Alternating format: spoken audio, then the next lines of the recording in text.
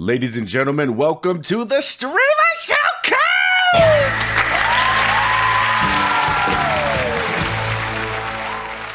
Welcome, everyone, damn it, to another episode of the Streamer Showcase. And this episode had to be with the funnest man on Twitch. You better freaking believe it, Mr. Fun01. How you doing, brother? I'm alive and happy to be so. Nice, man. Nice. How's your day been? Busy as usual. Yeah. Nice. Okay. Well, we have, if you live under a rock, this is the most popular podcast on the planet. So Joe Rogan, eat your heart out, buddy. How the Streamer Showcase works is that we're going to do 15 gaming and streaming related questions. We're going to do 15 rapid fire speed round questions, and Mr. Fun has agreed to do the 5 open-ended edgy questions. That's going to be the structure. Mr. Fun, are you ready, my good sir? Let's do it. Let's freaking do it. All right, number 1. What moment in your life made you want to turn on the camera and start streaming? Moment I wanted to start streaming. It was probably the first time I heard about Justin TV. Justin TV was the predecessor to Twitch TV.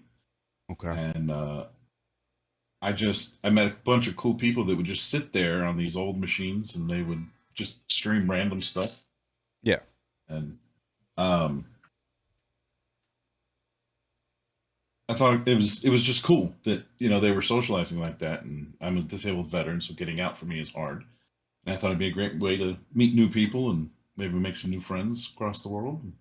So I started doing it. So you were on Justin TV, is that right? That is right. Nice. What kind of content were you putting out when you first started? My first couple of streams were really just me goofing around. I was on Discord with my pals, and I put up a stream, and I wasn't even playing games. We were just messing around and surfing the web and talking about whatever the video card was that was coming out, I'm pretty sure. Okay. And I was kind of hoping that it would be interesting enough to have somebody say, hey, you guys are talking about this, and get people rolling in it, but no, it didn't pick up. It didn't pick up. What did you use back then? What OBS? Was that what you were using back then, or? XSplit. Okay. That's what I used originally. Got it. Okay. And, XSplit is still a thing, right? I don't know. I used it for a while, and it didn't seem like it was coming out with features fast enough. Okay. And I switched to OBS, and then after OBS, I'd switched to Slobs, the Streamlabs version of it. Ugh. And I liked the Streamlabs version because they had a cloud backup of all of your settings. So you could format your machine, read down Slobs, install it, and it would be like, hey, you want to download your stuff? And it's like, yes, I'm ready to stream. Yeah, that's awesome. I recently had to format my PC, and I had to redo OBS from the ground up. Yeah, I can't imagine having to do it all over again. Oh, it fucking sucked. Believe me, it sucked. So pro tip: download Slobs and import all your stuff from OBS, and it'll save it to the cloud.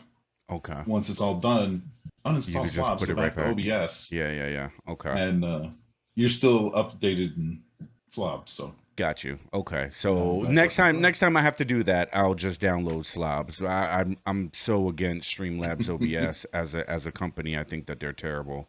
I think they've completely ripped off and bitten off of OBS, and I feel like listen, if you use Slobs, more power to you. But in my opinion, people who use Streamlabs OBS are just lazy. There's so much more you can do with OBS, regular OBS, and stream elements. There is. Yeah, so much more. That's why I switched back. All right. Let's see. Number 2. What is the most satisfying thing about streaming? Definitely meeting new people and making new friends. Okay. Like I said, I'm a disabled veteran, so for me, leaving the house and going out and hanging out in the bar is not going to happen. Not something I can do. Okay. Yeah, and I mean, everybody I think now can kind of understand that we've been going through COVID, and there was lockdowns and all sorts of crazy stuff going on. So I think a lot of people have maybe a 2 or 3 year experience of what I've been dealing with for over 15 years now. When's the last time you've been to like a bar with your buddies? I want to say it was one of my birthdays. There's a bar that I knew that wasn't crowded back when I lived in Oregon. Okay. Had to be over 5 years ago, maybe 6 years ago. Okay. Went in, we had one drink, and yeah, I remember my ID was outdated because I don't go out. Yeah, yeah, yeah. I pulled out my ID to show it to him, and he's like, "This is outdated." And he looked at me and he was like, "Bro, I don't need your ID." Yeah, it's plainly Seriously? obvious that you can drink if you want to do. So you So don't you don't drive either, is that right? that was right.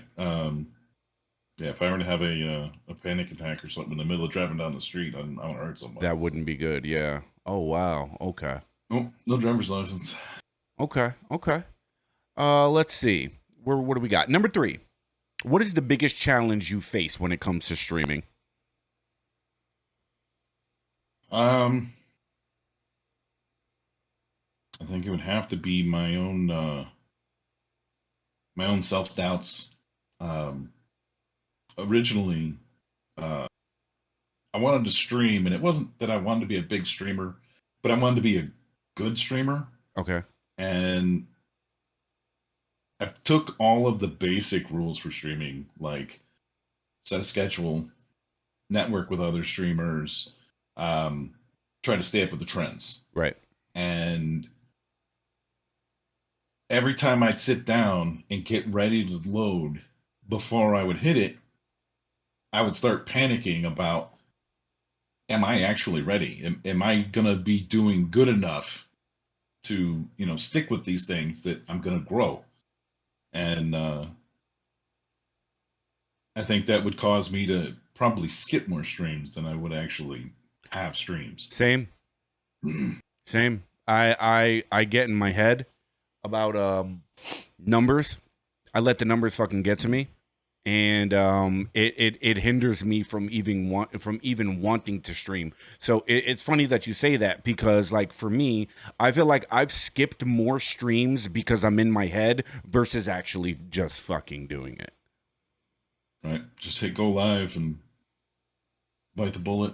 Do it as soon as the music's done doing the intro. Then start yammering. Right, Good right, morning, right. good afternoon, good evening. Yeah, yeah, yeah. Okay. Do you But, because you've well, I don't want to get ahead of myself, because you've stopped streaming before. We'll get there. We'll get there. We'll get there. Actually, it's the very next question, so we'll fucking do it right now. You stopped streaming once before. What made you stop, and what made you come back? So I've actually stopped a couple of times. When I went from Justin TV to Twitch TV,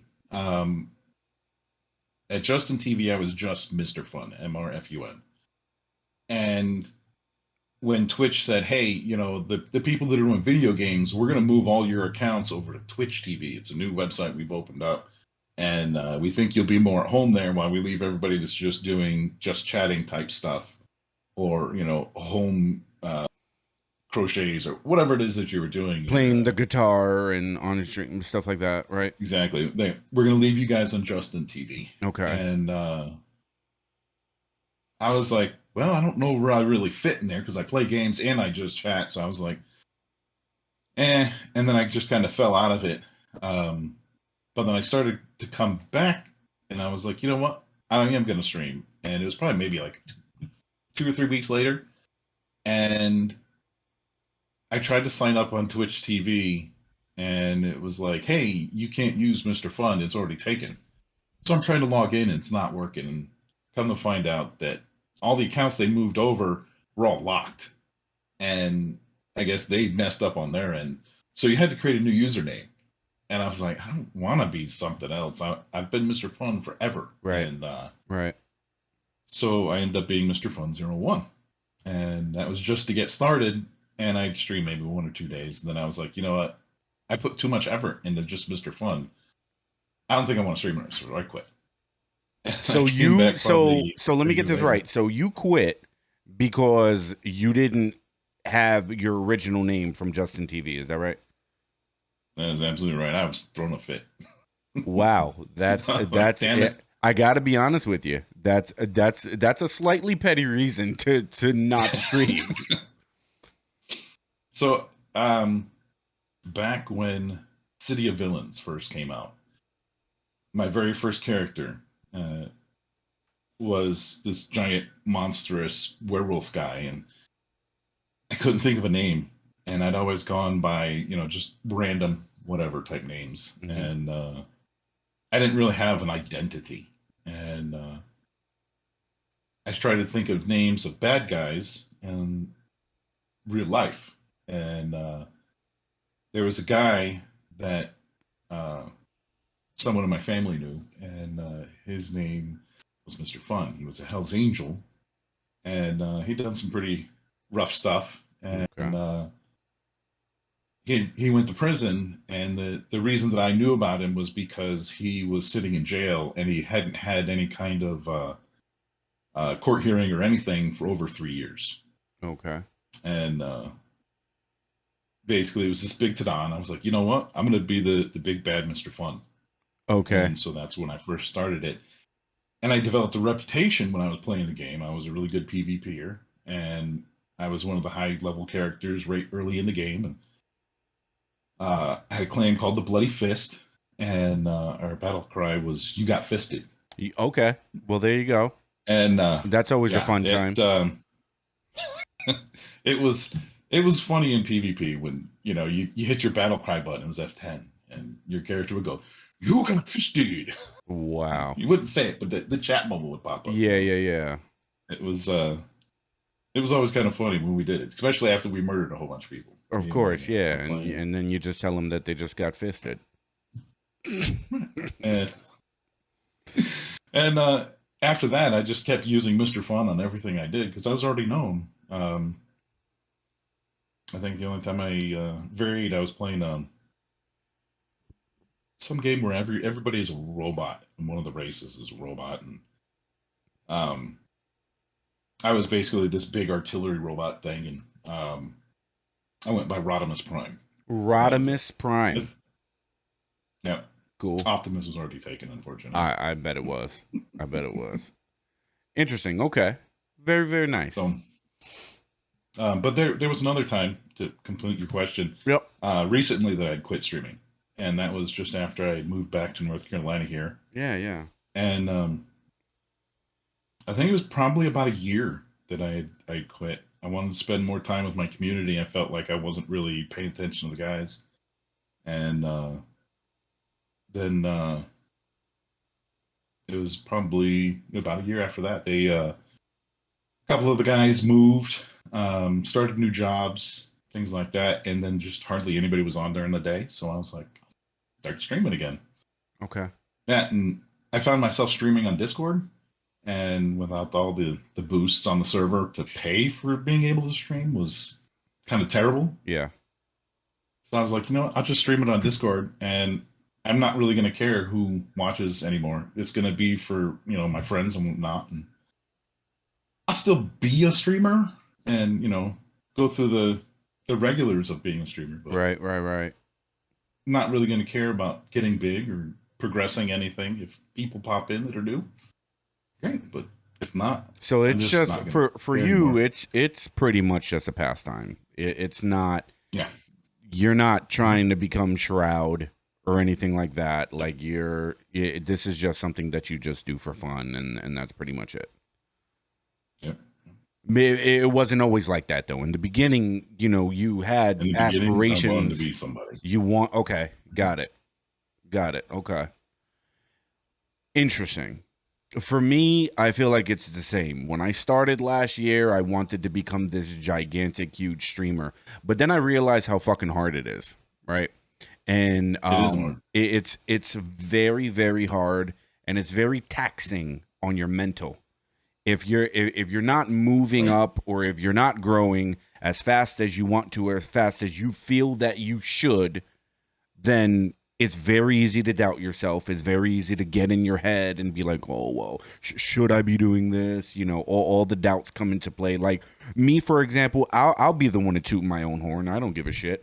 I feel like I for a certain point, I felt like I was putting out good fucking content on Twitch.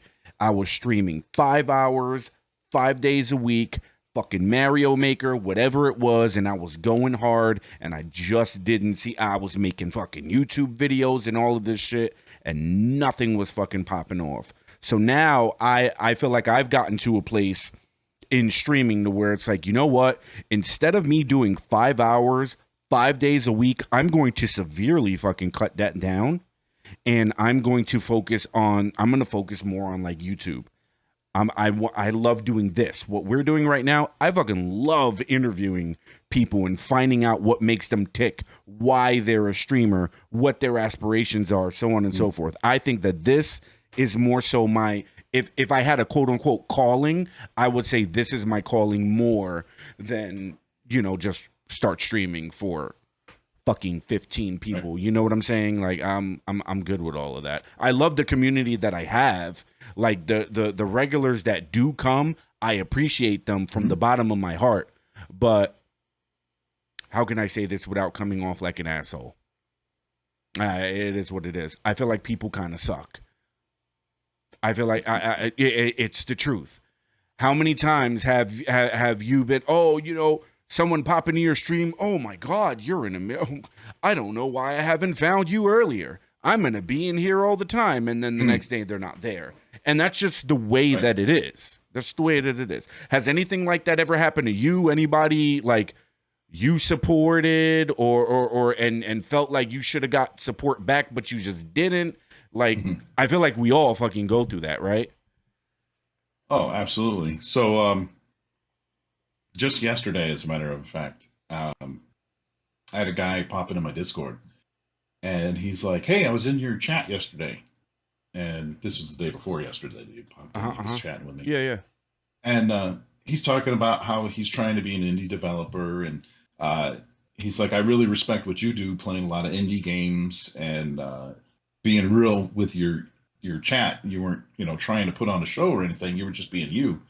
And I was like, yeah. And he was like, "You're just awesome, dude. And I love the way you do everything." And he's like, I'm gonna start being there every day, and I'm gonna, you know, see what you're up to on a regular." And he's like, "If I ever get my game done, I'd like you to stream it for me." I'm like, "Sure, that'd be a great time." You know, I used to love doing interviews with game developers, usually indie games.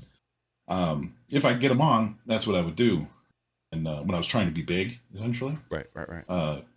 Kind of bridge that gap between gamers and developers, because when a developer makes a game, he's trying to make a game that's for him, you know, or her, and they're not thinking about the people that are going to be playing it all the time. And if they do think about that, it's, you know, what kind of sacrifices do I have to make so that other people will want to play this kind of thing? And I got that from a lot of different developers, really.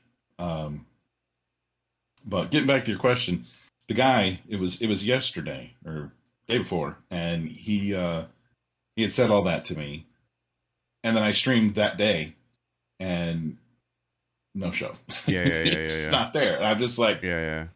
It's not something that I haven't experienced before. It's happened to streamers before. People talk a big game. People talk a big game all the time. They do. Even with this streamer showcase, you know how many people I've hit up and they've been like, "Dude, that's gonna be a great idea. Oh man, I can't wait." And then they just don't.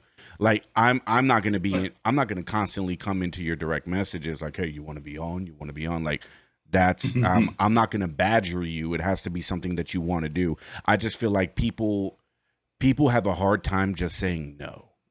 Like they'd rather come up with an excuse, you know.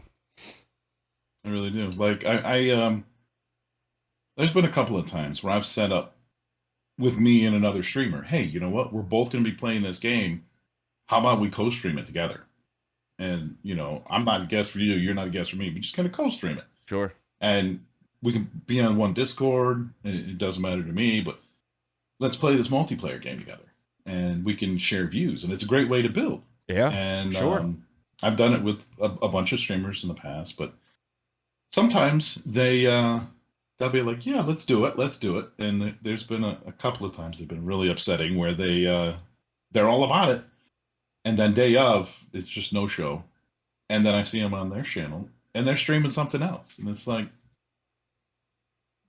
um, we had plans, right? We're Right, supposed right, to do something right. today, Right, because and if you told your community that you're going to do this, yes, that means that your community is expecting it, essentially. absolutely, And for that person or absolutely, whoever it is to flake on you, that right, that fucks up your swag because now your community is looking at you like, dude, we were expecting you to, like, what happened? So I feel you on that.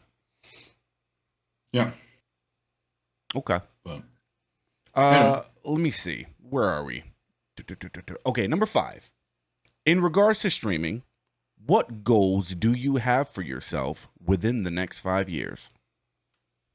So the next 5 years, I just still want to be doing it.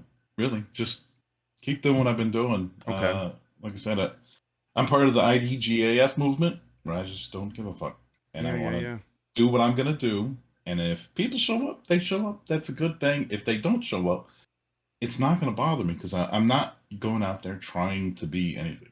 Like I've even got my streamer numbers up, and I've been looking at them, and it's not bothering me. And I mean, granted, I'll have at least 5 people, and I haven't been under 5 people since I've started again, Okay. which for me is kind of amazing. I'm like, why are people still watching this if it's boring as hell? Like I sat there for an hour one day just to see if people were still there, and it was mostly lurkers, but I had a couple people who were chatting with me, and I was just like, Some people I'm just not want to that hang great, out. but Some people just and want to it's hang true, they out, do. man. You know, a But buddy of mine, who's a streamer. It's a Jersey thing. Hi, Manny. He said that he's giving himself 2 years, and I feel him on that because I wouldn't want to sit and kind of quote unquote waste my time doing this for nothing, for it to like not become anything, because I feel like it would just be a waste of time. But then there's another side to that, to where if you put a limit on yourself, you're kind of doing it wrong. Like, that shouldn't be the mentality that we have. Like, I right, like how you just said 5 years from now, I'm gonna just still be streaming, whether it's the 5 people, whether it's the 20 people, whatever. right, I admire you for still wanting to do it regardless of your growth. You do it genuinely just to have fun. exactly. For me, I have problems doing other things, and I'm rated at 100% disabled as a veteran. So I'm not worried about my bills. My bills are taken care of by the Veteran Association, and um, as long as I can take care of my family, other than that, like I don't have anything else other to do. Okay. So for me, streaming it fills my day instead of me sitting here thinking about putting a bullet in my head Right, right, right, or right. you know losing my mind over the fact that just walking out the front door is a problem for me. Okay. So this is it's almost therapeutic because it keeps my mind busy other than you know the dark side of I can life. see how it's therapeutic. Sure. But for other people who are healthy enough to go out and work or just to be social out in the world, streaming isn't working. Like setting a 2 year limit isn't the right idea. If you're streaming and it's just not working, if you're not blowing up, you're probably not going to be famous. Right. There's lots of big streamers out there. Coke Carnage, I know for sure, has come straight out and said, if you're trying to be a big streamer and No. you don't blow up, if you don't have something you can't offer or that you can offer that nobody else can, just quit Yeah. because you could be doing so many more productive things with your Yeah. life. And for me, that's kind of out the window. But uh, this is more therapeutic than it is. Okay. I'm trying to be big. You know. I see why. Okay, that makes sense to me, because since you are pretty much confined to the home, unfortunately, then this is it's a pastime. It's a way for you to hang out with your friends and things like that. I get Absolutely. that. When I did the interview with It's a Jersey thing, he made a good point. He's like, sometimes it'll be like a Friday night, and I'm streaming to fucking 3 people when I can be out like having a social life, So Right. there, it's hard to balance it. It is. If you look at some of the best streamers, one of my favorite streamers is a streamer named Balk Basoup. Balk Basoup, he's a speedrunner. He plays a lot of indie horror games. He's very, very good. He averages around like 3,000 ish views every stream. The thing about Balk Basoup is that streaming is all that man does. He's always fucking streaming. So, like, I know that he doesn't really have a social life like that. I know that he doesn't have a girlfriend or boyfriend, whatever the fuck it is, whatever it is. I know that he doesn't have those things because he has said it. But all that he does is fucking stream. So if you don't have a life, not to say that you don't have a life, that's not what that's. I know, and I didn't want to say it to be rude, but okay. It's all good. For those of us who just sit at home and don't do nothing, I could see how this is just a great thing to just fill your time up with, and you can make money. But if you can get out the house and have a social life, trust me, your 3 viewers, they want you to go out and get a fucking drink and have fun with your friends. They really fucking do. Or even worse, your 3 lurkers. Right. Because they're not there. They're lurking. They're at the bar. You're on their they phone. That's exactly. That is exactly fucking true. And actually, it's 2 because one of those viewers is yourself. Right. It's you or yourself or your bot. Or you're right. Exactly. Somehow. Yeah. So. All right. Let's see. Number 6. What is your take on hot tub and ASMR streamers? Oh, God. Twitch, please bring back Justin TV and let's just move them all over there. Because Twitch was originally set up for gamers. They split it up because there was so many people playing games on Justin TV. And now they canceled Justin TV, so all those people came over to Twitch. Mm-hmm. And Just Chatting wasn't originally here. Pools and Hot Tubs was not really here. Of course. There's a plethora of other ones. And you know what? I don't have a problem with them per se, but I don't believe they belong on Twitch. You don't believe they should be your competition? Absolutely. They should have their own channels. I agree with you. And for some of these girls, like the Hot Tubs and Pool streams,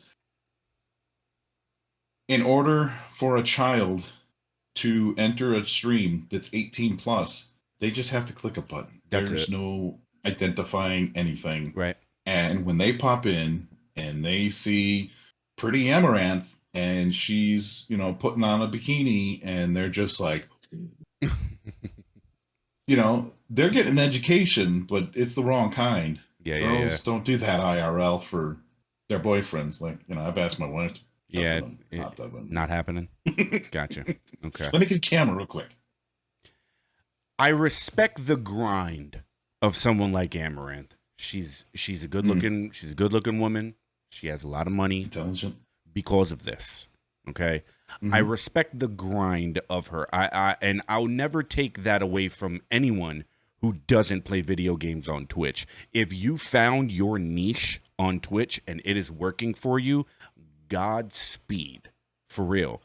Where I agree with you though is that shouldn't be my competition. And that's exactly what it is. If I want to throw on a Resident Evil game because I love Resident Evil, right? It shouldn't be me and then somebody in a hot tub. That even if we're on the same playing field, even if we have the same viewership, that's stupid. That's stupid to me. Now, and again, there are audiences that like to ingest that kind of content. There are people who like to go into Amaranth streams because they like to watch her fucking clean her hair or whatever she's been doing lately. Not that I follow Amaranth. Yeah, I kind of do. But there's a market. That's what I meant to say. There's a market for all of that stuff. So you can't really be too salty at it because there's a market for people who want to watch Resident Evil. It's absolutely true. So it's the biggest problem with it is that the Twitch algorithm for finding a streamer is already terrible enough. It's fucking terrible. It is garbage. And the fact that you're stacking a whole bunch of other things that are not video game related Yeah. makes it even worse. Yeah. And you can go in there and search for you want to play the original EverQuest. You can search it up. There's probably 2 or 3 people playing it, and you can pick through those 2 or 3 people, no problem. But you're playing a more popular game, whatever it may be, and somebody searches it up, and you're going to be somewhere buried in the bottom of the list. You Sure. might not be the bottom, but the chances of you being at the top are going to be pretty slim. So then you have to either not play games that you want to play on Twitch, right, and play a game that's in a niche market where you're going to pick up a couple of new people here and there and bounce games, which is kind of what I do, not intentionally for new viewers or whatnot, but I do it because I like jumping games, and there's a lot of indie games out there to play. Yeah. Yeah, the algorithm sucks, and it's just not going to get better, not unless Twitch does something about it. No, unfortunately, it's not. I hope in the near future. I hope in the near future that YouTube buys out Twitch. I swear to I swear to God. It's Amazon. Amazon versus Google. Who's got more cash, I think. Yeah, That's what it boils down to. You're right about that. Yeah, it is Amazon. Nobody's going to beat Jeff Bezos. He already won. Okay. Let's see. Number 7. Do you think women have it easier when it comes to streaming? Absolutely. Women are the dominant sex. It's been that way since, before I could see straight. And it's going to always be that way. And it's the way our society is. Yeah, they can actually give birth to humans. I can't do that. No. No matter what they show in the movies. Sorry, Arnold, but it's going to be women. Yeah. And the guys are always going to want to be looking for, the next hot number. So sure.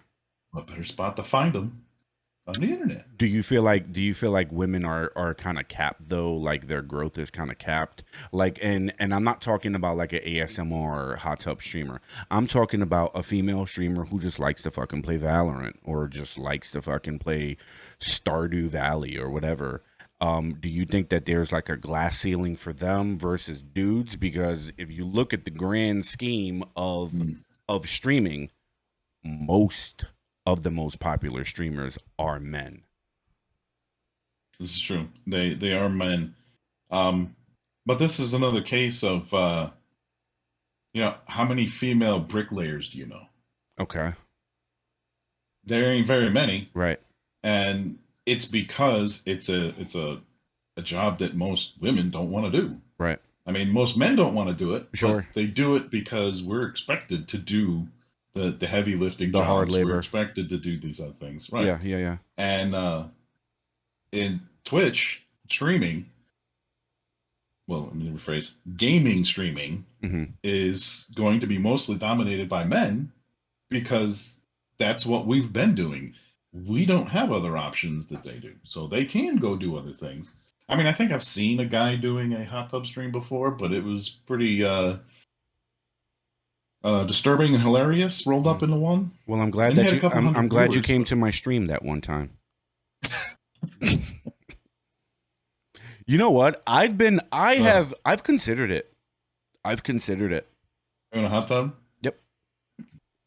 I have. Just cause. Lordy. Just cause why the fuck not? Right. It'd be the worst decision I ever made though. Do a 24-hour version of it. That way we can get the word out there for everybody. Nice. Okay. There you go. You'd be kind of soggy, but I'd be super soggy and just I don't know that everybody wants to see all of this. It's not very nice. we could call you Generianth. Start a whole new channel for you. Listen, right? I'm telling you, we should have been started a website called Only Dads. I'm telling you, for the chicks that like dad bodies, dad bods, and like man feet and shit. Man feet. There's a market for it, I bet you. Let's see, what do we got? Number 8. What is the earliest memory that you have with video games? Uh, I was 9 years old. Atari 2600, and I was playing Pitfall, Nice. and I remember very vividly that the way I'd hold the controller was like this, and I had a blister on the back of my middle finger from wiggling the joystick, and it was rubbing back and forth on my finger, caused a really nasty blister that was all red, Oh and it shit. dried out. But I was playing the next day, so it was still Of red, and course. it dried out, and then cracked, and then started pulling apart. And I just kept playing because I was so addicted to Pitfall. But I was having a blast doing it, and it was just bleeding all the time. And I'll never forget because I hurt like hell. Fight through the pain, man. It's video Right? games. I had to make over the next alligator, Got to Of make that course. swing. So Pitfall when you were 9 years old. Holy shit. Mm-hmm. I think Oh, yeah, I mean, the very the first beer doesn't memory lie. that I have for video games, I want to say is it's probably Super Mario 1 on the NES. I think we're talking maybe 1989. I was around like 3 years old or something like that. And I remember Duck Hunt.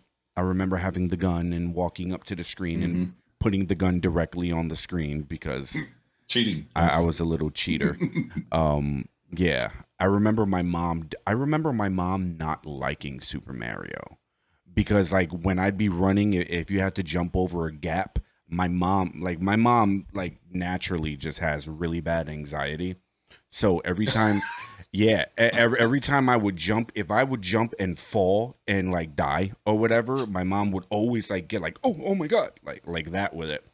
I distinctly remember that too. So like it She gets essentially emotionally invested. she was very emotive in Mario Mm-hmm. in that plumber man. Yeah, I my one of my very first memories with video games was my mom having major anxiety watching me play fucking Super Mario 1. Yeah. How about that? All right. Let's see. Number 9. What is your favorite video game of all time?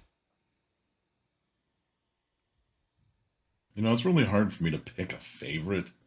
Um, I jump games so frequently, and the ones I like the most, I revisit a lot.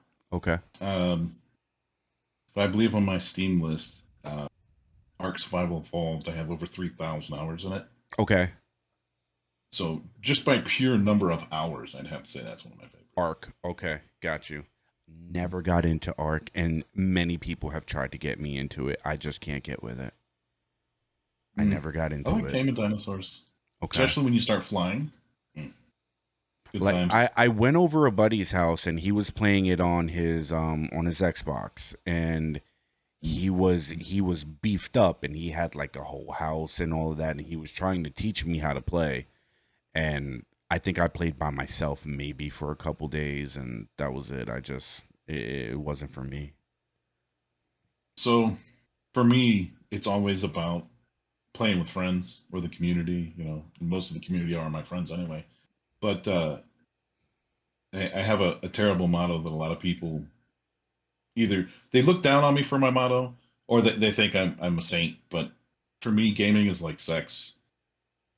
You can play by yourself, but it's always better with a partner. Sure. And if you can get a whole party together, it's game on, Even right? fucking better. Okay. I like that. So for me, that's how I game. And even the most mundane of games that are at their core boring. If you were to play it by yourself, you would probably sit there and rather pull your teeth out than play it. But if you get friends in there and shenanigans start rolling up, it just the game might not be fun, but your friends are fun. Yeah, sure. Yeah. I mean So playing that's what makes a lot of games, especially for me. Like it's can I get somebody else to play with me and are we going to be pulling shenanigans? Are we going to be doing dumb shit? So you'd be playing Ark Survival Evolved with like a bunch of your buddies. Oh yeah. Okay, got it. It's not a lot of fun by yourself. I mean, you go around and you chop trees, break rocks, collect metal, tame a dinosaur. But I mean, who cares That unless you reminds can me share of that with a friend?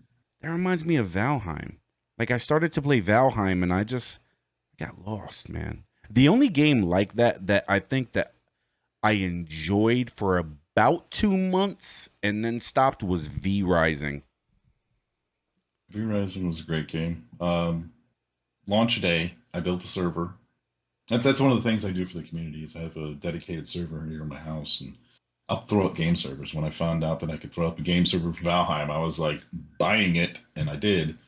And me and all my friends jumped on it, and we had a blast. We played from first boss right up to the end boss together, and V Rising? oh yeah, V Rising cleared Nice. everything. Nice. Everything was unlocked. It was a good time. It was a fun game.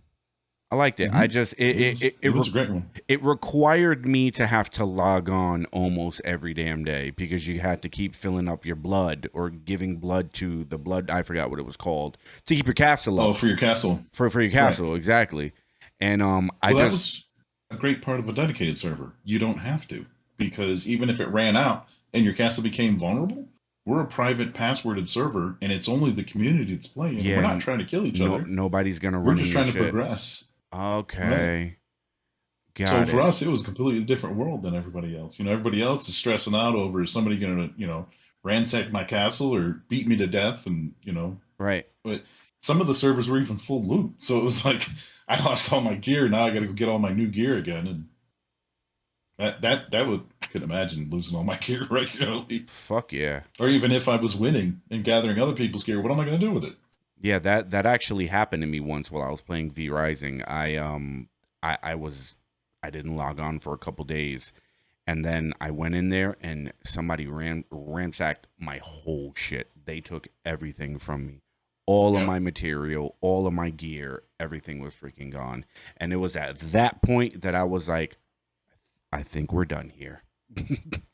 I think I'm done. And the game was ruined for you at that point. Yeah, pretty much. Why play? Well, WASD Games, we got a Discord. Show up. Next time a game comes out like that, I'm gonna put I'm gonna put the link to your Discord down below so people can join and you can grow that community. One thing that I will say about you, Mr. Fun, in particular, more than everyone that I know that does this streaming shit, more than me, more than Griffin, more than Baron Von Cheese, more than there's another streamer named Soggy Tissue, where I put you guys kind of in the same box when it comes to your Discord, because you guys actually have a Discord community of a good amount of people who like to go there and like to chat and all of that. I think that where my Discord died, my Discord is dead. It's a fucking ghost town in there. And I think where it died was that I think there was way too much at everyone. And that's real talk. Like it. How many people probably muted my Discord? How many people probably muted? If you're watching this and you're listening to my words right now, okay, and you have a Discord, trust me, if you allow everyone to just at everyone all the time, that 70, 80 some odd people getting a ping into their phone, and most of them don't want to deal with that shit, and they're going to mute your Discord. So now, when you go and you put out these announcements, nobody's going to be there to see it because they muted your shit. Do you agree with that, or what do you think about that? I've been on my at everyone 100%. Shit for a long time now. What do you think? I've been saying that for a long time. So I think Discord really ruined gaming communities, honestly. When it was Ventrilo or TeamSpeak, you had to have a server, and you either renting slots, or it was requirements essentially, or it costed money to be able to have your own server. Uh-huh. And Discord came out and they're like, we're giving it away for free. Just, sign up. Right. That's all you got to do. Right. So everybody wanted to be their own community leader. They wanted to be a streamer and have their own community on a Discord. And it doesn't work for everybody. And not that I'm better than anybody else, but you've got to have some sort of leadership qualities. You do. You've got to have a set of rules that's going to be agreeable for a majority of people. Right. and you've got to have some sort of bending and understanding. But when everybody just started getting into Discord, it's like, hey, I want to be somebody important, so I'm going to make my own Discord, have everybody come join mine. So everybody's a part of everybody's Discord now. But the first thing I do is I mute it, and then the next thing I do is if I start getting red number ones popping up and little dings that I'm getting at everyone's or at here's on their Discord. Next thing I do is if it's not important, like, hey, how is everybody's morning? Or happy birthday to so and so, I don't want to hear that. Like if I'm watching a movie with my family, I don't want that alert. I'm gonna be completely Discord's honest gonna with get you, bro. blocked. Yeah, that's where it gets too much. All right. If I have a major announcement about, oh, I got a new video that just posted. When I upload this to YouTube, I'm going to put it in my Discord and I'm going to at everyone. Hey guys, got a new video up. Check it out, whatever. Okay? You're not going to see me waking up in the morning talking about at everyone good morning. No, no, no, no, no, no, no, no, no. People don't want to see that. And that's a hard pill for a lot of people to swallow because they think It is. they think that, oh well, everybody wants to know what I gotta say, and and I'm not knocking anyone in particular. Even beyond that, it's I want to wish everybody a good morning so that everybody knows that I'm thinking about everybody out there. And I And want that's good everybody to know. intentions. There's good It intentions is good behind intentions, but it's bad form. It's bad form. Yes, that is absolutely fucking perfect. It's great intentions. You wake up in the morning and you want to let everyone know, hey, good morning, guys. And I get that, but you have to respect the fact that some people don't want to have to fucking take off your freaking notification on the phone every single time. And I know that my server has gotten muted by several people because they've DM'd me and they've told me, bro, the at everyone shit is just absolutely fun. You were one of them. I know that you were one of them. 3 other people hit me up. And if it was only 3 people who had the balls to tell me, bro, I'm going to mute your Discord now because everybody is atting everyone on the dumbest shit, right? Right. If there's only 3 people who actually had the balls to tell me, imagine how many people muted me and didn't tell me. And that goes for every last one of y'all who have a Discord. Trust me, people have muted your shit. It's the way it is. Absolutely. All right, let's see. What do we have? Number 10. Has a video game ever made you cry? I don't think any games actually made me cry. I've been upset at games before. There's a game. I always forget the name of it. I think I've talked to you about it before.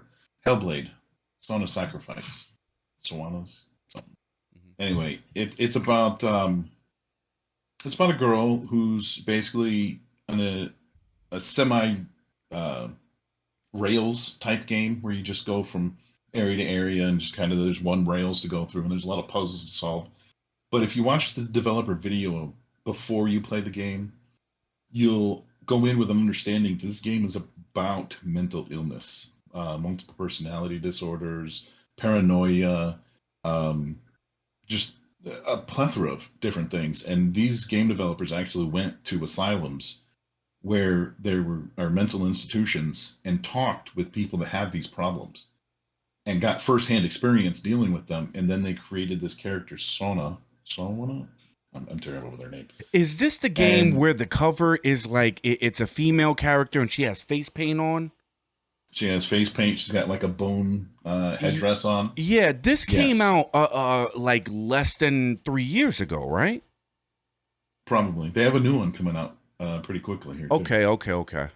I know what game you're talking about. Yeah, like going through it and seeing these things, the understanding of knowing that she has these problems, it'll get to you. And at the end of the game, I mean, it's a great game to play. I mean, it wasn't like amazing, but it was beautiful. And the graphics were amazing. And some parts felt like a walking simulator, but Oh, you were supposed to, be soaking in the environment of being in this world that she sees. right. And if you can do that, like right up at the end, like my heart hurt, like almost physically, I could feel my heart hurting for this girl at the very end. I'm just like, oh, oh, that kills me. And Damn, maybe I need to yeah, play that's this.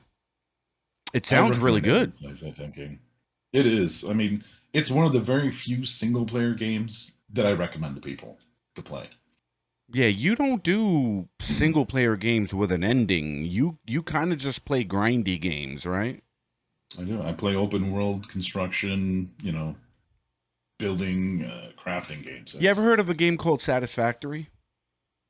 yes. I mod for a streamer that's much larger than most of the other streamers I know, Dr. Doof, and he's he plays Factorio, which is kind of like the original version of Satisfactory, Okay. but he he'll never play it. But yeah, the Factorio is very similar, other than it's top down, one dimensional. But Okay. Satisfactory's it's entertaining. I've played it with a bunch of other people from time to time. Yeah, buddy of mine, it's a Jersey thing. He streams Satisfactory, and he doesn't really play games like that, like in that vein. But he plays the fuck out of Satisfactory, and he just loses himself in it. And I'm just watching him, and I'm like, I don't know what the fuck is going on here. He's building a factory or Right, something. I guess Satisfactory is that right. okay? All right, So it is essentially you're just building a factory in a three-dimensional world, right. and you can build up, you can build out, um, you can build down if there's a cliff, and it does a lot of things right. Um, Essentially, evolution of your factory, getting bigger and bigger and more complicated of things. Sure. Uh, but I have a slate. I call it CDO, which is like OCD, but in alphabetical order, as it should be. Okay. So if my tracks aren't exactly straight, I'm rebuilding them. If I have to build extra parts and I don't have room, I'll tear the whole damn thing down and then more stuff in, I'm and then my similar. game gets set back really far. I am So very, very similar I've never really gotten super far in it. in Fallout 4. You were able to build a home, and Mm, the way that Fallout 4 did it was absolutely incredible. Now, this is back when I was just on console, so I'd never seen anything like this before. To just be able to just build some right. shit like that, right? Go out and collect resources and bring them back and continue to build. But it's funny that Right. you said what you said, because how many times I've torn a fucking house down that was 3 stories high because the wall doesn't fit with the planks on the floor, and it's just like I'm pretty sure I do have OCD. I mean, if you open up my medicine cabinet, or it's all fucking lined up with the labels face forward type shit in my house. So Lowest to highest. lowest to highest, right? Exactly. Right. So I used to be a lot worse, but it's carried over into video games too, kind of. And with Fallout 4, that was very, very evident. So I do feel you on that, though. I do. Visual OCD is actually really, really common. It's not like a medical needs to be treated Hmm. disability, but a lot of people have it. Yeah. It's the people that when they look at their medicine cabinet, for example, it's smallest to largest, but it's also an alphabetical order if they're the same size, Right. and if they are both the same pill, there might be different milligrams. So the smaller milligrams are before the bigger Right. milligrams, and that is true OCD, Oh, for and those are sure. the people that need to be treated. They have problems like Dude, regular counting of just things. And, I had it bad when I was young. When I was young, if I did something on with the right side of my body, either my right leg or my hand or whatever, or even like it was split down the middle. If I blink like that, I would have to blink like that. If I go like that, I would have to go like that. Have to. Or else I would feel weird as fuck.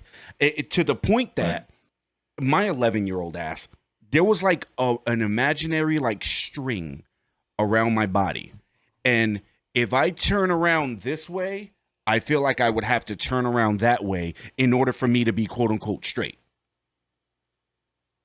I know that doesn't. I know So you it. can be straight at your desk. Straight, right, exactly. And like, I have done some weird shit as a fucking kid to where, like, let's say I walked in a circle and it took me that way, I would really quick just go in a circle the other way just so I can be straight again. Yeah, so you'd unwind. Unwind it. Thank you. Yes. That's what I was trying to get at. Yeah, man. And it's carried over into my adult years. It's not as bad anymore, but trust me, it's still fucking there. I still do weird shit for no fucking reason. I really do. I think a lot of us do, really. Yeah, man. We all have our own shit. All right, let's see. Number 11. What is a popular video game people seem to love, but you absolutely hate? There's so many. I think the biggest game for me is League of Legends. I can't stand the game. Okay. I'm not a clicker.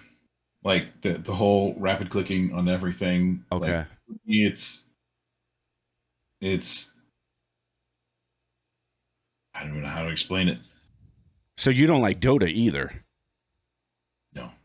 Okay. I think the only game that I played similar to those is Smite. And I bought the package so I could have all the characters as they're released on a regular basis. Right. And I think they develop a character every month. They release a new one is their deal. Uh-huh. And I played that one off and on without any real major issues because the community isn't as toxic. You don't have to deal with a public chat on it at all, and there weren't many things that you could do in game to show that you approve or disapprove of what somebody's doing, or how they do their build. You just had to shut the hell up and try to do your best. Right. With League of Legends, the community is so toxic. Yeah. The above all things. Yes, it is. It's toxic as fuck. I believe League of Legends is the most toxic community out of any game I've ever visited. Wow. And that's not to say others aren't. I know Dota's got a toxic community too. And I've got a clip of me saying, you need to beat your kids. And it's because somebody had asked me to play League of Legends. And I'm like, PvP isn't PvP as it should be anymore. It's become just griefing. Yeah. And it's adults don't, or I can't say adults, parents don't always pay enough attention to their kids to, hey, you know what? That's not how you act towards other people. It doesn't matter that they're on the internet and you have anonymity.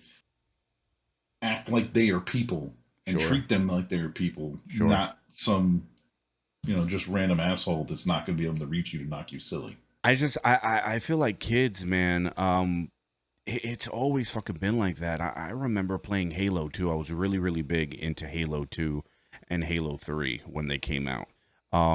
You want to talk about toxic? Bro, you go into a fucking lobby waiting for the game to start, and you get in there, and the first thing you hear is the N-word or the F word, people making fun of gay people or whatever.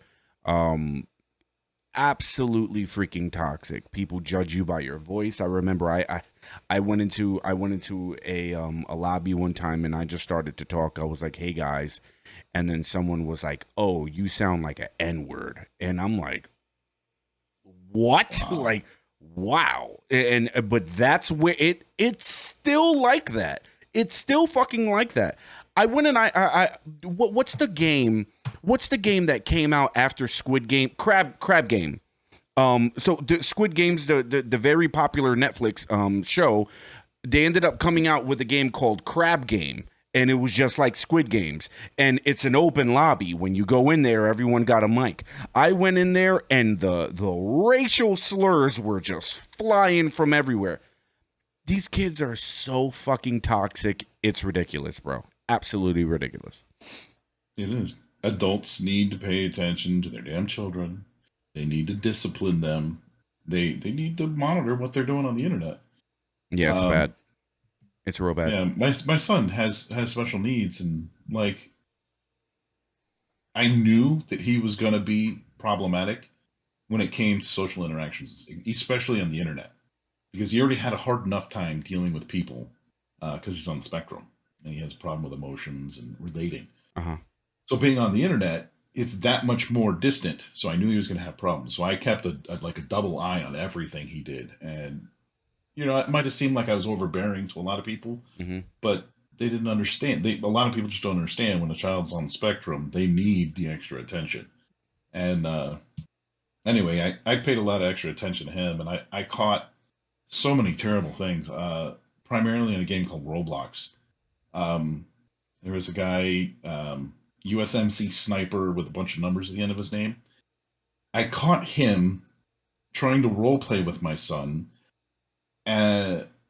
Some essentially is a sexual interaction, and my son was 9 years old at the time, and I'm just like, what the hell is this? And like, I reported the guy. I took pictures with my phone of the screen so they knew I wasn't just some troll trying to get this guy banned. Right. And I'm like, I've got pictures. Can I email them in? And I got canned responses.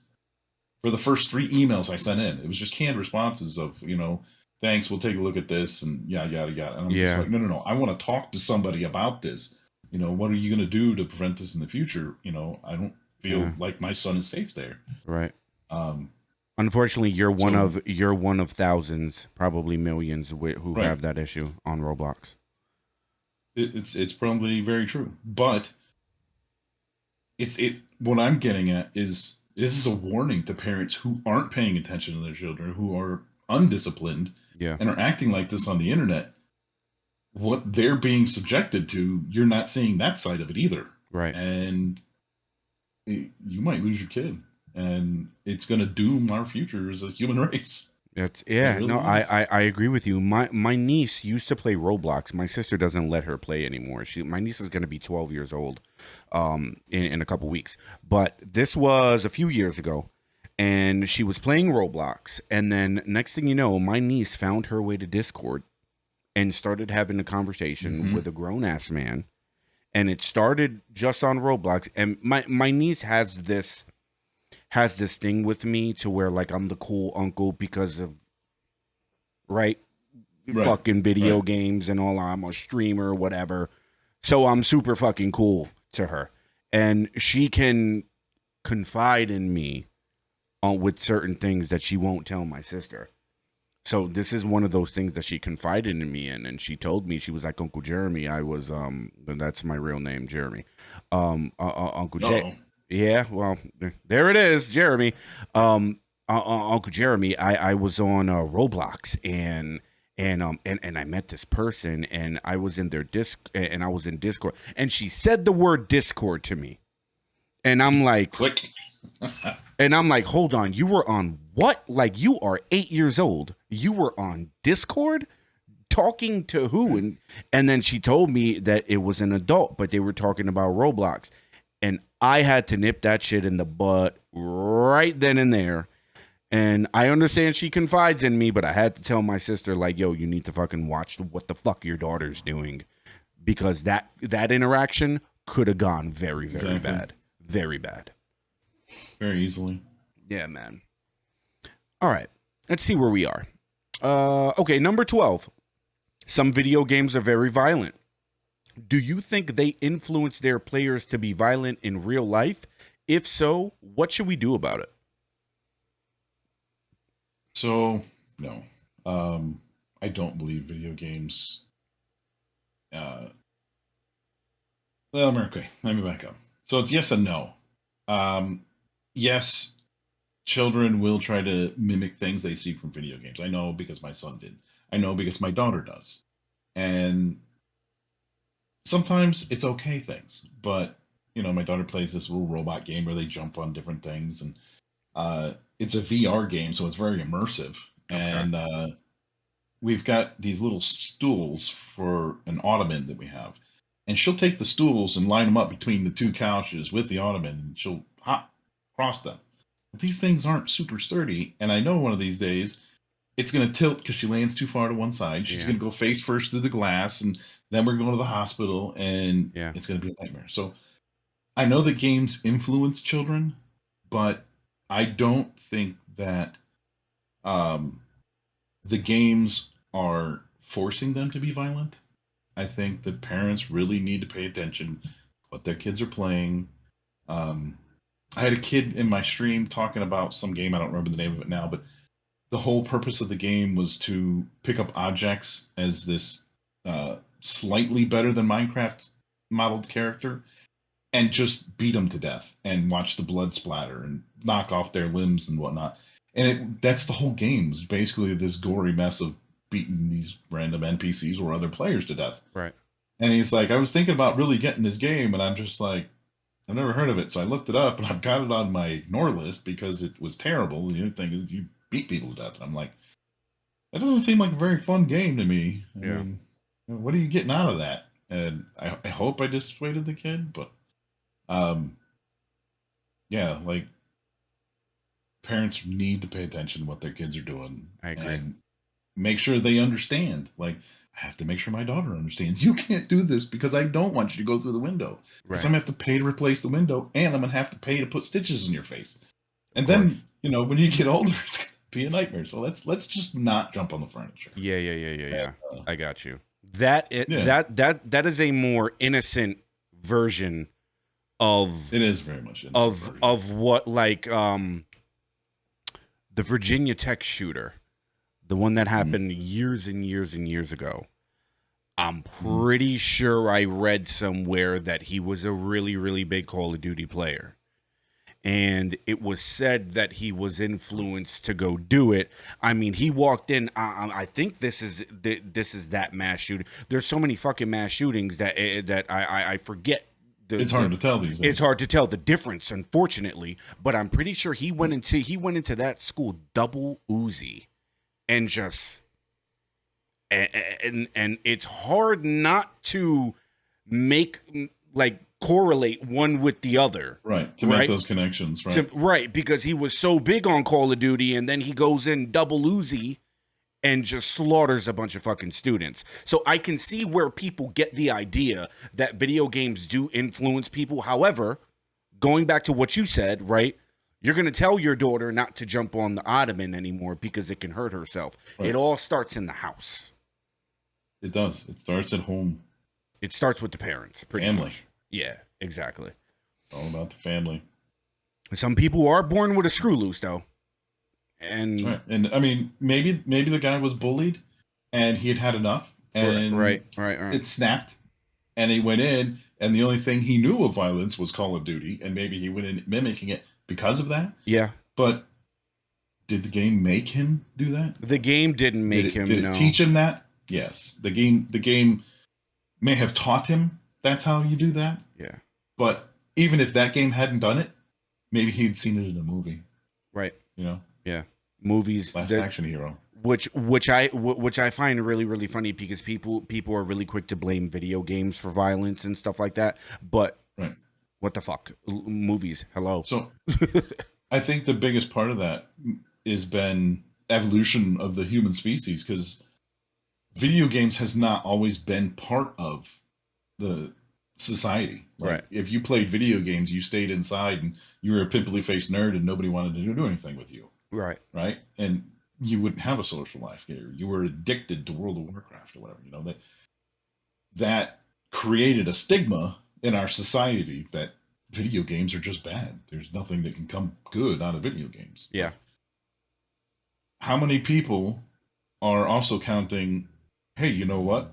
My dad doesn't go to a bar and get plastered tonight and then come home angry and beat my mom. Right. You know why? Because he's sitting at home playing on his Xbox, or, updating his PC so that he can go play World of Warcraft, and it's matter of perspective and society development. People don't see the good. There is good in video games too, because your kid is in the house. You don't have to worry about your kid running the streets.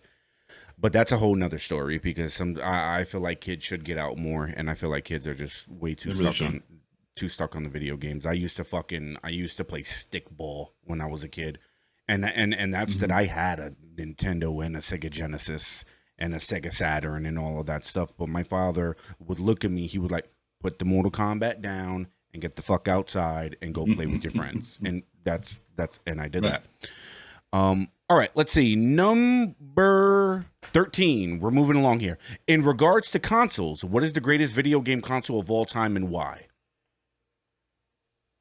I'm gonna have to say that it was the Atari. There were other console systems out before Atari, but Yeah. I think Atari developed the first popularity to being a home console that was affordable and available for people. And I think it's originally what started our society into, video games being a commonplace rather than going Sure. to an arcade or whatnot. Um, so yeah, I think it's probably what has evolved everything. Like, I don't think that we'd have a Twitch or that we would have MMOs. I don't think any of these things would exist hmm if there hadn't been an Atari. I mean, maybe they would have, but I mean, if we were to go back in time and destroy Atari, we could find out. But Atari's the you know, originator. It's the right? originator I of the think home console. Yeah. I remember playing, my aunt had an Atari, and I remember playing Pac-Man and Pong in my grandmother's house. So, and that, oh, man, I just dated the hell out of myself. That's for sure. But yeah, Atari. In my opinion, for me, my generation, I would say it's a toss-up. I would say that the PlayStation 1 and the Xbox 360 for me are like right here with it, because the PlayStation 1, like at the time, I remember when my dad got me the PlayStation, my Sega Saturn, I had no more need for it. And Sega Saturn unfortunately died because of PlayStation 1 coming out, right? Mhm. And I feel like the Xbox 360, the Xbox 360 really started with customization. Like, you can change the way your layout looks. Now you have an avatar. You can buy clothes for the avatar, all of that stuff. Like, you can really kind of personalize it to your own liking for yourself. Like, my avatar had on New York Yankees stuff. All of that shit was like, we didn't have that before. We kind of had it on the Wii, but Xbox 360 is the one that took it off. And I mean, great games on the 360 too. So for me, I would say one of the greatest consoles of all time has to be the 360. But I respect you saying Atari, because it was the originator for sure. All right. Number 14. Who is your favorite video game villain of all time?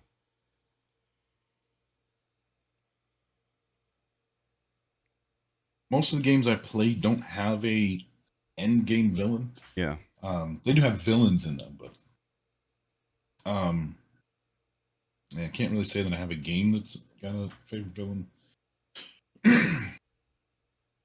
Maybe on a TV show wise, there was a show called Heroes, and there was a villain named Siler. And out of TV shows, movies, and video games, honestly, I think Siler was one of the coolest villains ever.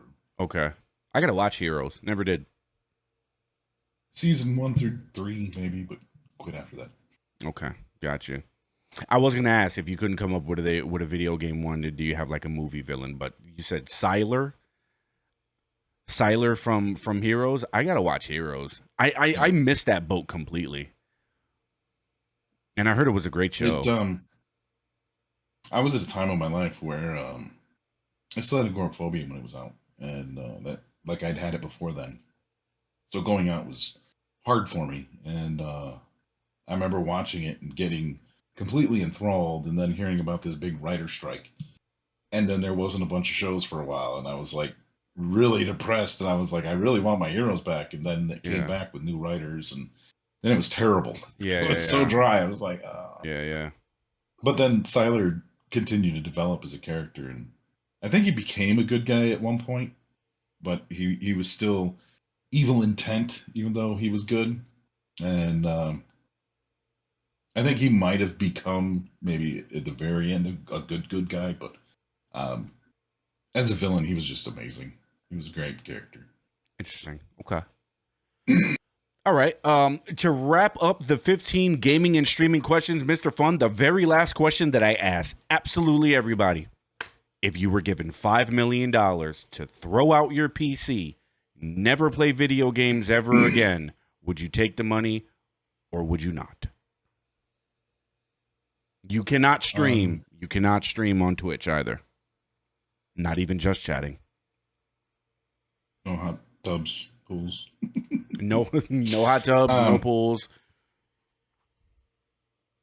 So I probably would. $5 million is life changing. Yes. But even more so, it's life changing for not just you, but your family. Right. So $5 million, I'd send my daughter to college without blinking an eye. Yep. There would be no problems whatsoever with that. I'd have a nice new car that I wouldn't have to worry about, problems with it. A nice house, and then I'd probably just invest the rest to, pay my bills forever. Sure. Okay. And then when my daughter becomes of age, she might have a college education, but hopefully wouldn't have to work. Right. So you're taking the money, period. There's no question. You'll throw your PC out in a moment. Or give it away, whatever. Okay. Nice. A couple people, I know that Griffin said that he wouldn't take the money. Maybe I didn't offer him $5 million. I think maybe I just said $1 million. Yeah, a couple other Million's people. kind of tough. Right. You got $1 million, you buy a cheeseburger, you're not a millionaire no more. And that money will go real fast.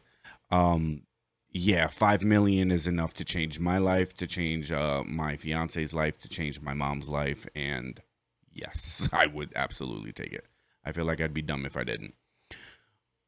Okay, so that's done. Not too bad, right, Mr. Fun? Not too bad. All right, we are going to move on to the 15 rapid-fire speed round questions. I'm going to ask you these questions, and you have to answer them as fast as humanly possible. Are you ready, my good sir? Let's go. Let's do it. Number 1, Xbox or PlayStation? Xbox. Mario or Sonic? Sonic. McDonald's or Taco Bell? Taco Bell. Summer or winter? Winter. Cats or dogs? Cats. Android or iPhone? Android. Whiskey or tequila? Whiskey. Hot dogs or hamburgers? Hot dogs. No internet or no cell phone? No cell phone. Netflix or Hulu? Hulu. Marvel or DC? It used to be Marvel. It's DC now. Okay. TikTok famous or YouTube famous? YouTube famous. Boxers or briefs? Boxers. Game of Thrones or Breaking Bad? Breaking Bad. Good man. Comedy film or action film? Action film. Nice. Very nice. What question for you? Number 11 was Marvel or DC. What made you become a DC guy over Marvel? So, as a kid in high school, I used to have Marvel collecting cards, and cool. I loved reading the back of the cards and learning all the secrets about the characters. And a friend of mine used to collect the comics, and we'd sit there and read the comics every time they came out. He'd always buy them. I didn't have the money for it as a kid, but his mom really believed that it was good for him and it helped his reading or whatever. So she always bought him the comics, and I'd always go read his comics with him. And I was always into Marvel, and he wasn't so much into DC because DC felt like it was a softer, plushy type superhero storyline. Sure. And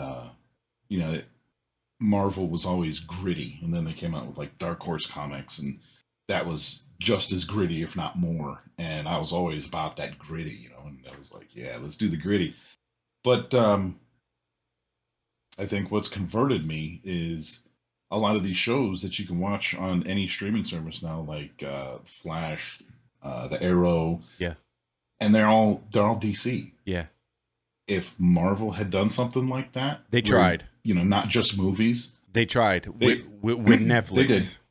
It didn't. I mean, Daredevil was good, but Daredevil was good. The others, and then it went downhill as soon as they started merging it.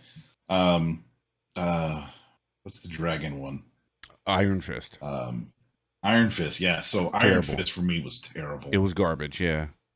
yeah, I was like, this isn't what I know of Iron Fist Yeah. at all. Like, what's Jessica going on Jones here? season 1 was good. Season 2 lost me. Yeah.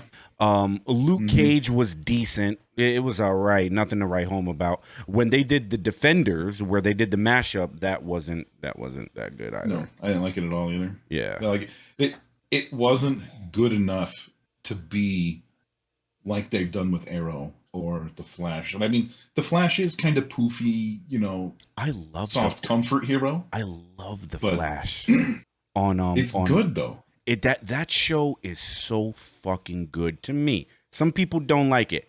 Right. Grant Gust, I think that he's awesome. Grant Gustin, I think that's his name. The dude who plays Flash, I think he's a great fucking Flash. I think he's better than Ezra Miller as the Flash, the dude who's going to be in the movie. 100%.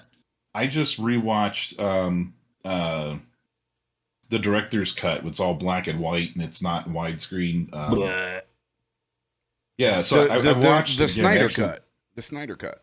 Yeah, I watched the Snyder cut just recently. Actually, it was this morning at 4 a.m. when I woke up. Okay. Started watching it, and I was watching the Flash, and even though I liked the character, I think that the Flash from the series, the outfit was better. Yep, I agree. Even though he's still kind of ninny-ish, he was less ninny than the one in the one in the black and white. And yeah, I was just like, everything about this guy just needs to be wiped and put the other one in there. Yeah, I'm not a fan of them. They did a crossover. Did you know that? In the Flash show, Ezra Miller's Flash shows up. Really? Yes. I didn't know that. And they met each other. Yes. So cool, bro. So cool. I I like when they do the Flash. mashups too. I love it, right? Like their mashups are great. Like Supergirl. Supergirl was pretty good. Once again, it is. And what's great is it is kind of plushy, but there are gritty moments. Sure. Where when you're watching it, it's just like, oh, okay, now it's really good. Yeah. And then it kind of goes back to plushy, which is fine because that's what Supergirl is. She's supposed to be wholesome, good, down to earth American girl. And that's the way those shows are written too. Teach good things. Right. Well, it's been that way since Superman was launched. Superman was launched in order to give American people the idea that even in wartime, that we were superior. Right. Because Superman was supposed to be American. Sure. And everything he did was essentially against non-American ideals and standards. Yeah. And that's what he was designed for. Yeah. Is to make America feel more proud about being America. And it was to help, hopefully, reduce some of the attention on these wars that's going on. Do you watch The Boys on Amazon Prime? I do.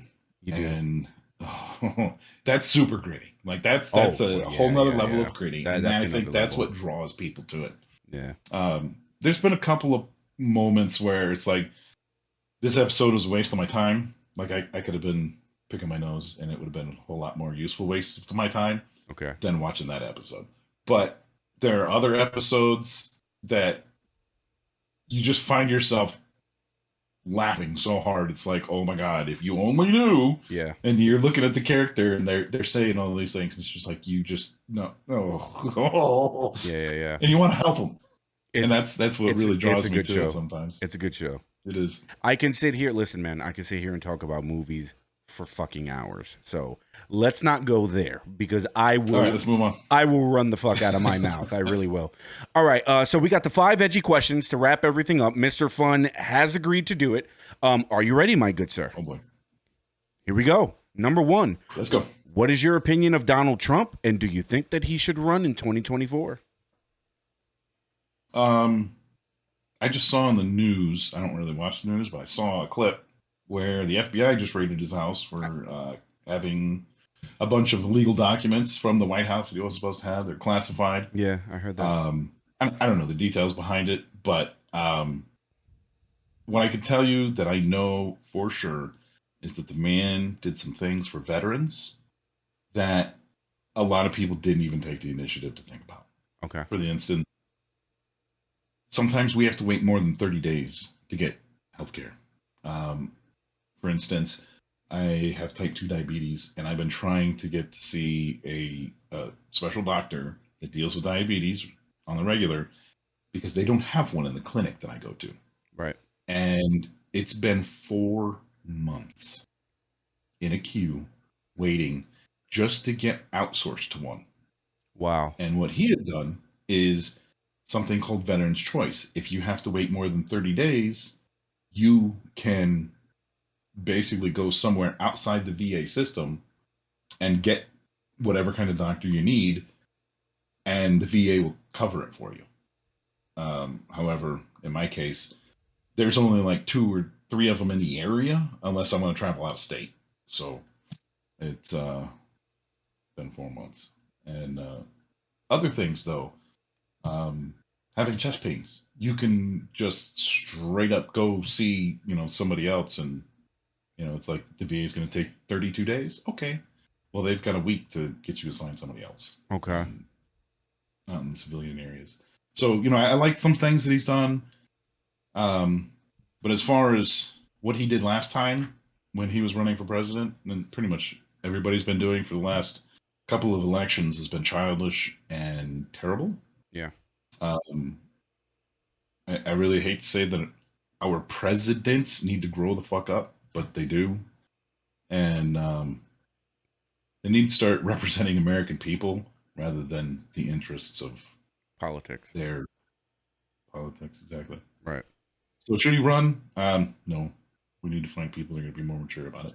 Yeah, I agree. I think that I feel like Donald Trump was like America, that kind of, but a little bit too much. Like, let's reel it back just a little bit, bro. Right. I can't deny that during the Trump administration, he created a lot of jobs for people. He did, and I get that people hate him. I understand why they hate him.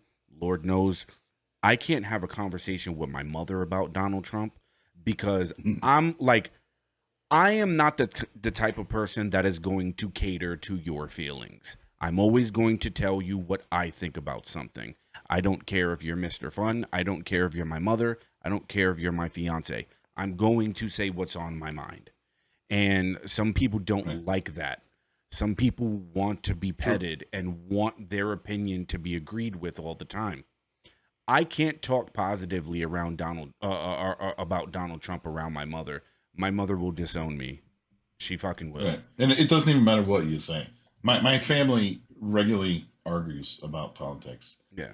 For me, politics is the root of negativity, especially in just any kind of conversation. Yeah. Like, it's not even welcome in my community. You start talking politics, it's You're like, done. go somewhere else. You're done. Don't do it here. Yeah. Just be gone. That religion And, religion is the same for me too. Religion on top of that. Yeah. Yeah. People are going to have different opinions, and they're going to preach it as fact. It's because they believe so wholeheartedly in it. My brothers don't even talk anymore. Like, very rarely do they even communicate. Wow. About important things. So. And that was over what? That was over politics. That breakup kind of happened between your bros. I can't say it was the divining or the specific moment, but it's definitely been a part in it. Politics and social circles, right? Really. I didn't. When it was Donald Trump versus Hillary, I didn't vote that year because I didn't care. And I remember my sister was like, "What do you mean you didn't vote? Like, what do you mean?" And I looked at her and I'm like, "What was I supposed to vote for Hillary? Is that what I was supposed to do to be a good citizen or whatever?" And she's like, "Well, yeah, because if you don't vote, then you're letting him win." And I'm like, "Let me explain something to you right the fuck now, okay? I'm going to do whatever the fuck I want to do. But what we should care more about, okay, is what's going on in your actual fucking community. Stop worrying so much about voting for Donald Trump or Hillary Clinton and go vote for your local alderman, for your local councilman who can make changes Right.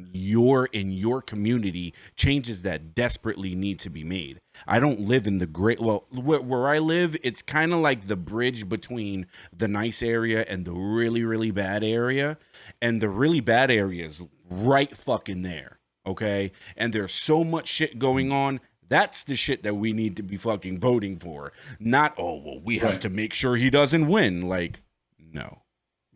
Miss me with that shit. Okay, number 2. Do you think women should have the right to abortion, and why? Yes.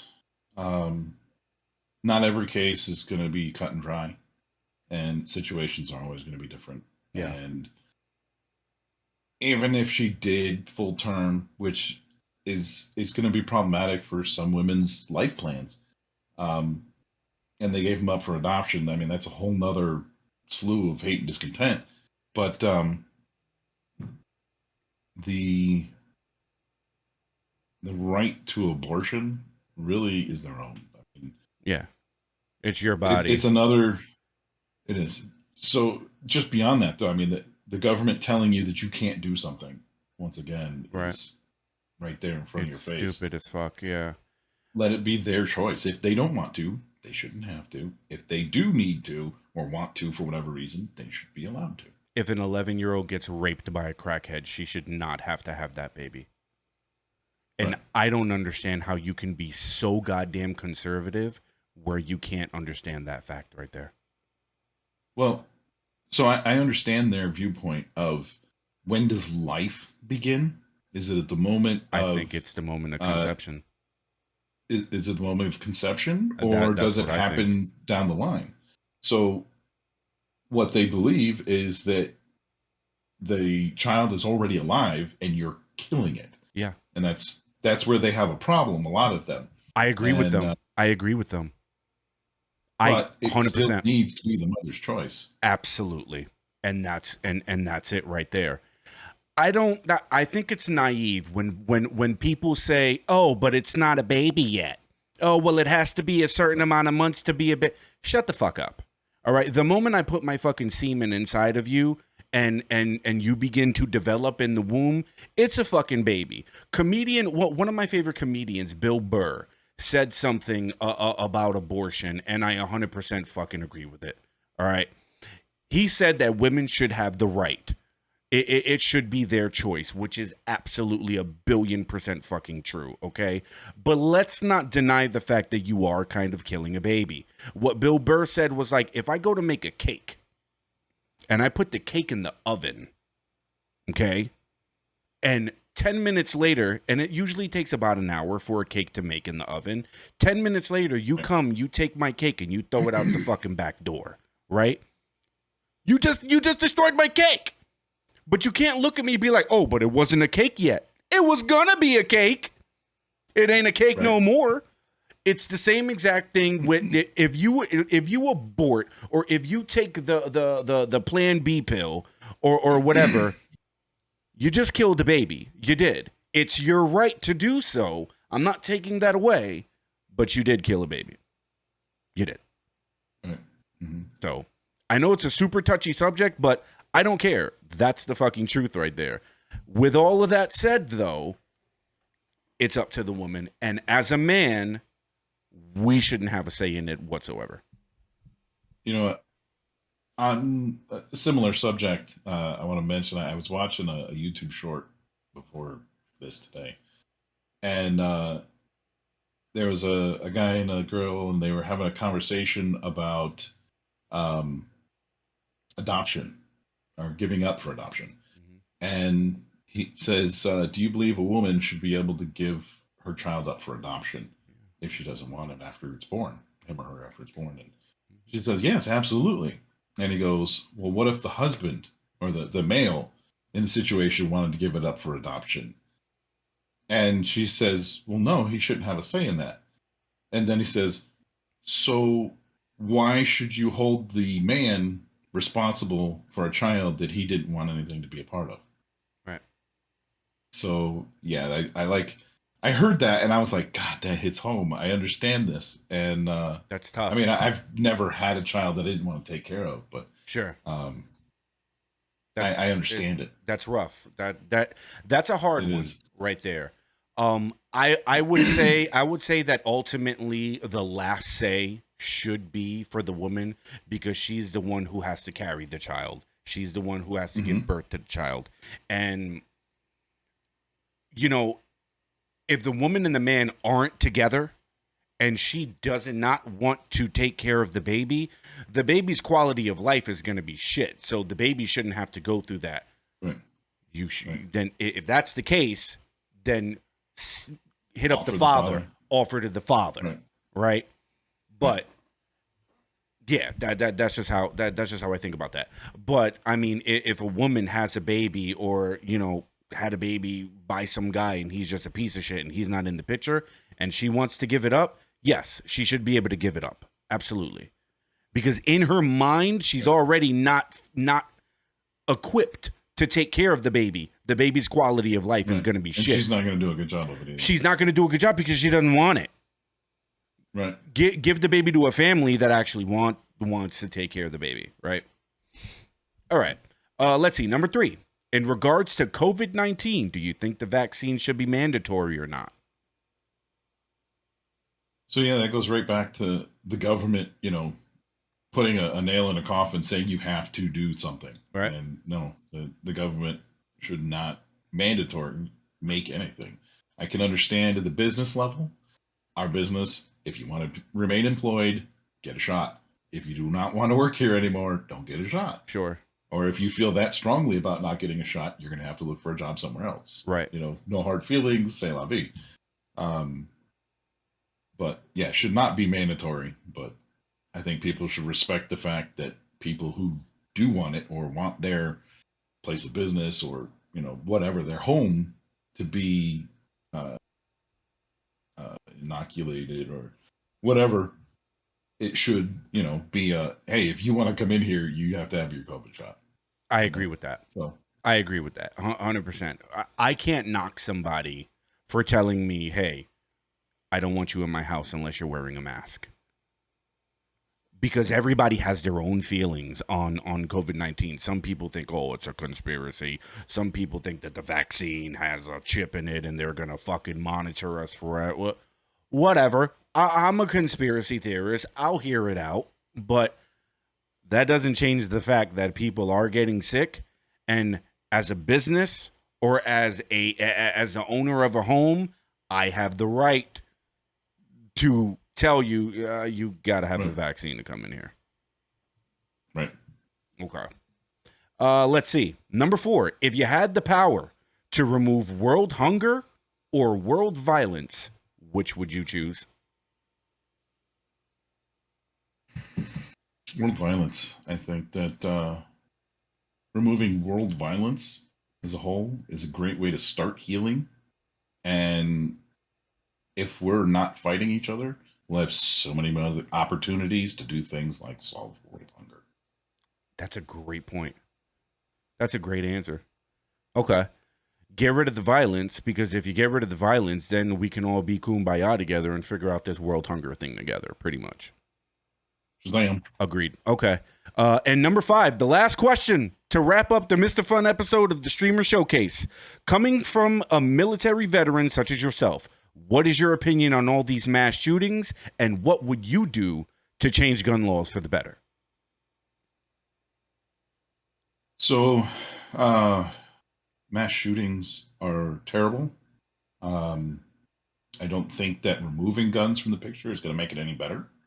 Maybe regulating weapons is a better idea. But